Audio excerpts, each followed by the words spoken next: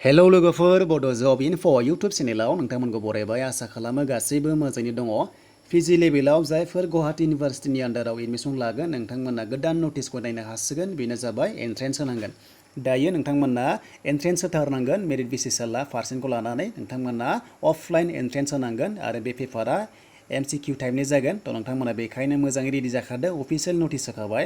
दा बेनिफ्राय मा खालामनांगौ नोंथांमोना भिडिअखौ नायलांबाय थादो जोबजासिम। दा जाय नोंथांमोना चेनेलाव गोदानै फैदोंमोन चेनेलखौ मोजां मोनोबा लाइक खालामनो दाबाव, बेनिफ्राय साबस्क्राइब खालामना लानो दाबाव। दायो जों नायखानोसै अफिसियेल नटिफिकेसन नायखानोसै लोगोफोर। बेयाव माखासे नटिफिकेसन दङ।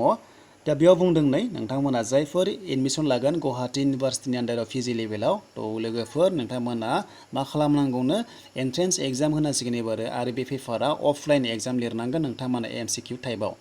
थ' बेनिखायनो गाइडलाइन्सखौ नोंथांमोना मोजाङै मोजां फरायनांगोन। माखासे गाइडलाइन्स ओंखारबावगोन आरो बे एडमिसना माब्ला जागोन बिनि दायो नटिस गैथ'वा, नाथाय फर्म फिलआप खालामग्रोनांगोन नोंथांमोना एन्ट्रेन्स एग्जामनि थाखाय। दा बिनि बागै भिडिअ नायाखैबा नोंथांमोना भिडिअनि डिसक्रिपसनाव लिंक होनाय दङ, बेखौ नायना लाग्रोदो आरो गासैखौ बुजिना लाग्रोदो। बेनिफ्राय एन्ट्रेन्सआथ' जाखासिगोन जायफ्रा 2021-22आव एडमिसन लागोन पिजि लेभेलाव। थ' बेखायनो नोंथांमोना एन्ट्रेन्स एग्जाम होनांगोन। बेयाव पारसेन्टखौ लानानै मेरिट जाला, नोंथांमोना एन्ट्रेन्स एग्जाम होनांगोन। अब्लासो नोंथांमोना पास जायोब्ला सिटखौ मोनगोन।